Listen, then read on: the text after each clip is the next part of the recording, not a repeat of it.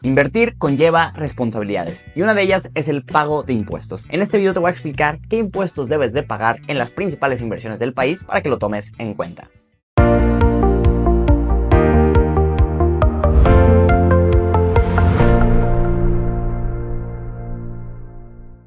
Hey, ¿qué tal? ¿Cómo estás? Soy Rafa Ruiz, asesor financiero independiente. Si eres nuevo por el canal, te invito a suscribirte. Y también, si este tema de impuestos te interesa, te invito a que le des like al video para que yo pueda saber que te interesa precisamente y que entonces pueda hacer más contenido como este. Antes de comenzar, quiero aclarar que vamos a estar hablando únicamente de inversiones reguladas. Las vamos a estar dividiendo en dos categorías, lo que viene siendo renta fija y renta variable. Y además les daré un par de tips para que puedan maximizar el pago de impuestos con sus inversiones. Empecemos entonces por la categoría de renta fija y específicamente hablaremos de la deuda gubernamental. Esto incluye CETES, incluye los bonos, UDIbonos, entre otros instrumentos que son deuda emitida por el gobierno mexicano. Para este año 2025, la tasa de ISR se mantiene en 0.5% sobre el capital invertido. Esta tasa es de hecho la misma que 2024. Recordemos que cada año se cambia o se ratifica si se queda la misma del año anterior, pero digamos que es algo que se tiene que ir actualizando año con año. Recordemos que esta tasa de impuesto es sobre el capital invertido. ¿Esto qué quiere decir? Por cada 1,000 pesos invertidos a ti te van a estar reteniendo 5 pesos de impuestos. Ahora, este se considera un pago provisional. Es una retención que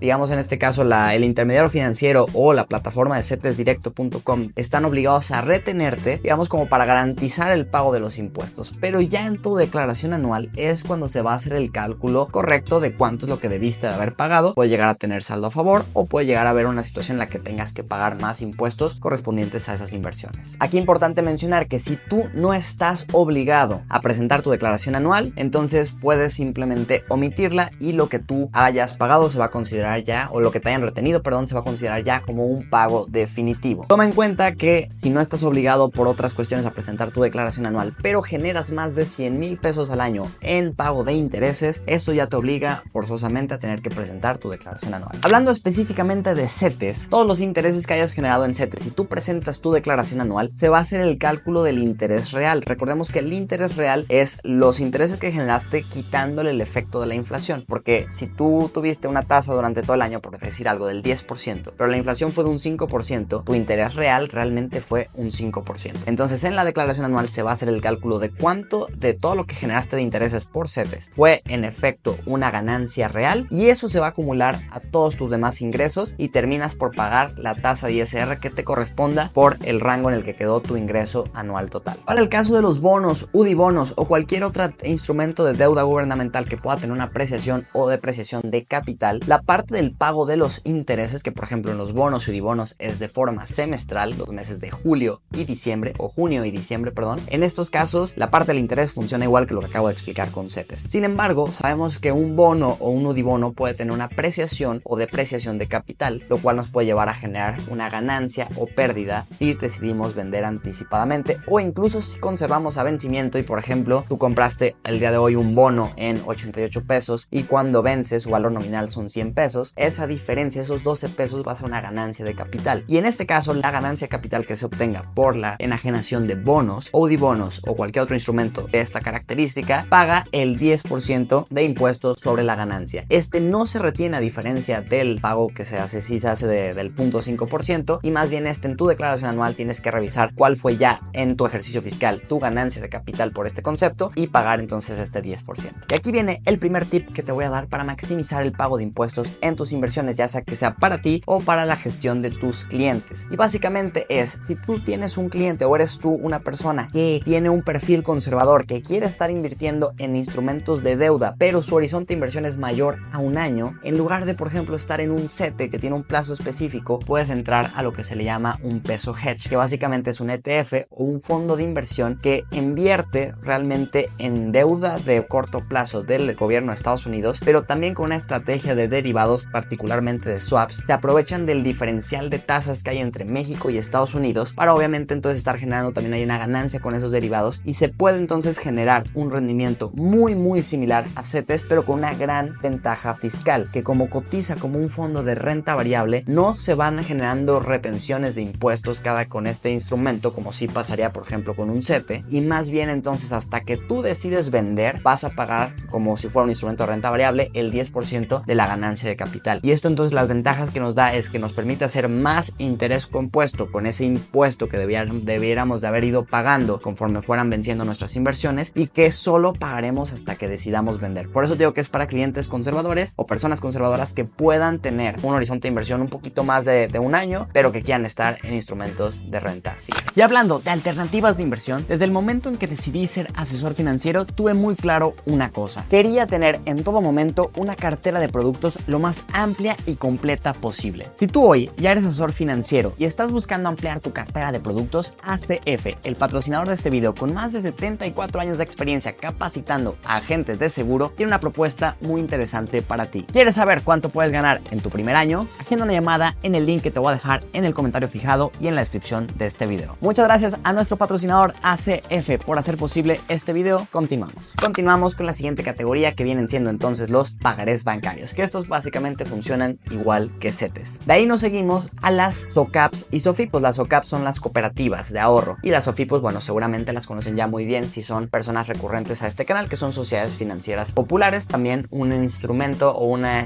institución financiera regulada que nos permite prestarles nuestro dinero, nos pagan un rendimiento y ellos obviamente con eso prestan a más personas. Aquí de igual forma se les va a aplicar la tasa del 0.5% sobre el capital invertido, pero con una pequeña diferencia, o una gran diferencia diría yo, y es que la ley nos marca en el artículo 93, que de hecho el artículo 93 de la ley del ISR es el que habla de las exenciones fiscales o de las formas en las que una inversión o un ingreso no paga impuestos, y aquí nos dice que para las SOCAPs y las SOFIPOS hay una exención de hasta 5 UMAS anualizadas, que al 2025 este monto ya es de 206,367.6 pesos. Y aquí hay dos puntos muy importantes a mencionar. El primero es que esta exención, no hay que confundirnos, no es por cada cuenta que tú tengas en una SOFIPO o en una SOCAP, es por el total de tus inversiones en estos dos tipos de entidades. Si tú tienes 2, 3 cuentas, lo que tengas en todas estas cuentas se suma para contemplar este monto total, que es el que pudieras llegar a estar exento. Y esto, créeme que es muy relevante, porque si tú llegas a tener, por ejemplo, en 3 distintas SOFIPOS, hablemos de NU, CLAR y Supertasas, tú llegas a tener, digamos que menos de este monto exento, ellas no te van a retener impuestos, porque para ellas no pueden saber si tú tienes en otra SOFIPO. Ante ellas, tú no estás excediendo este límite, que sería el que pues te tendrían que retener impuestos. Sin embargo, ya cuando juntas tú en tu declaración anual, pues realmente sí estás excediendo el monto permitido para la exención fiscal. Entonces es tu obligación declararlo de esa forma para que sí pagues el impuesto correspondiente. Y el segundo punto muy importante es una confusión que creo que es un poco recurrente aquí en YouTube, y debo decir que yo mismo tenía la percepción errónea de esta interpretación, y es que se cree que si tú, por ejemplo, tenemos el monto exento de 206,000 pesos como saldo promedio diario, pero tú tienes a lo mejor invertidos 220,000, que solo se pagarían impuestos sobre el excedente, es decir, sobre los 14,000 de diferencia que hay entre estos dos ejemplos. Sin embargo, el contador César del canal Contador Contado, que la verdad es que es un muy buen canal, si no lo conocen se los recomiendo mucho, ya nos hizo la aclaración de que la ley es muy clara en este sentido, y voy a dejar aquí el inciso B, que es el que habla precisamente de esto, que nos dice, se refiere a los intereses pagados por sociedades cooperativas de ahorros, a las SOCAPs, y préstamos por las sociedades financieras populares o FIPOS provenientes de inversiones cuyo saldo promedio diario no exceda de 5 salarios mínimos, que aquí realmente ya no sabemos que tenemos que usar la UMA, entonces de 5 UMAs anualizadas, elevadas al año. Aquí, ¿qué es lo interesante o lo que nos comenta César? Que la exención es mientras no excedas. En el momento que excedes, no dice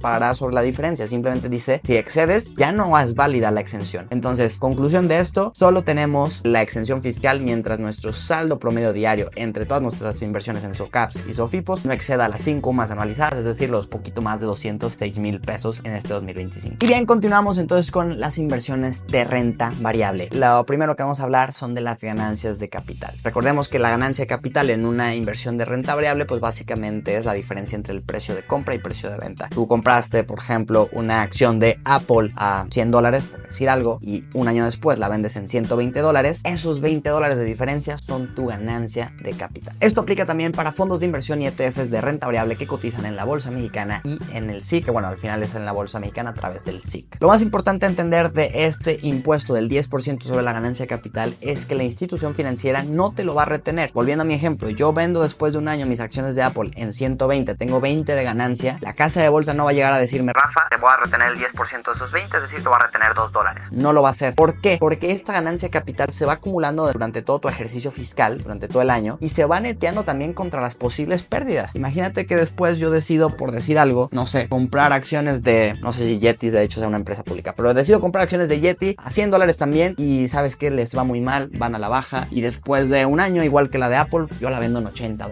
Entonces yo ahí perdí $20 realmente. Entonces cuando termina el ejercicio fiscal, si esos fueron mis únicos dos movimientos en el año, por un lado sí gané $20, pero por el otro perdí 20. Entonces en este caso yo no habría tenido ninguna ganancia de capital, no estoy obligado a pagar impuestos. Si hubiera, por ejemplo, a lo mejor ganado 30 con la acción de Apple y hubiera perdido 20 con la de Yeti, ahí entonces mi ganancia del ejercicio fiscal hubieran sido 10, y sobre esos 10 es entonces que pagaría el 10%. Por eso es que este ajuste se hace hasta el día, bueno, más bien hasta la declaración anual, y también es por eso que es muy común escuchar que en los últimos días del año los inversionistas salen a vender acciones o posiciones que tienen en pérdida que quizás ya no quieren mantener a largo plazo para bajar justamente la carga fiscal de lo que van a tener que pagar por sus ganancias de capital del año. Dentro de la renta variable sabemos que muchas acciones también nos pagan dividendos, y estos obviamente también tienen un impuesto, que en este caso también es del 10% sobre el dividendo recibido en nuestra casa de bolsa mexicana. Sin embargo, aquí sí nos van a hacer la retención directa, porque a diferencia de las ganancias de capital, aquí no hay nada contra lo que se neteen y se hace directamente la retención. Es importante mencionar que este ya es un pago definitivo, por lo que no hay forma de recuperar parte de esto en nuestra declaración anual. Ahora bien, hay que tomar en cuenta que si los ingresos por dividendos provienen de empresas extranjeras que están listadas en el SIC, es muy probable que también estés teniendo el pago de impuestos por estos dividendos en el país de origen. El caso más común es Estados Unidos, que para nosotros como inversionistas extranjeros, en el momento que recibimos un dividendo de una emisora que cotiza en Estados Unidos, nos retienen el 30%, y realmente a México nos mandan ya el monto después de haber retenido ese 30%, y luego aquí en México te vuelven a retener el 10%. Es importante mencionar que esto se puede reducir teniendo el famosísimo W8BEN, que lo que ayuda es a reducir ese 30% que Estados Unidos nos cobra a que solo sea un 10% allá y luego un 10% acá en México. Este acuerdo del W8BEN es un acuerdo para evitar la doble tributación, para decirle a Estados Unidos, sabes que yo sí estoy pagando mis impuestos en el país donde radico, que es México, por lo que tú ya no me tienes que cobrar tantos impuestos en tu país. Y de hecho aquí viene el segundo tip. En una estrategia de inversión de largo plazo sabemos que la reinversión de dividendos es parte fundamental de hacer que podamos obtener esos rendimientos atractivos de la renta variable. Sin embargo, si cuando los recibimos nos tumban una parte en Estados Unidos y luego nos tumban una parte en México, pues se vuelve muy poco eficiente desde un punto de vista fiscal el recibir estos dividendos. Para esto la solución es tener lo que se le llaman ETFs o fondos de inversión de acumulación, muy similar a lo mejor a lo que veíamos con el instrumento pasado, pero aquí básicamente también lo que vamos a estar logrando es que en lugar de que esos dividendos no los distribuyan y por lo tanto tengamos que pagar los impuestos, se reinvierten automáticamente en el fondo de inversión, generando más bien que así el valor del fondo crezca, por lo que realmente lo que nosotros vemos reflejado es una ganancia de capital. Pero recuerda que la ventaja de las ganancias de capital es que se pagan únicamente hasta que las ejecutas. Entonces tú puedes tener un ETF del S&P 500 por 50 años y no pagar impuestos hasta que decidas vender después de 50 años. Esto nos permite también generar interés compuesto y muchísima más eficiencia fiscal. Con mucho gusto luego podemos profundizar más en este tema y mostrar a lo mejor ejemplos de los índices más comunes como el del S&P 500. Recuerda, si este tema también te interesa, déjamelo en los comentarios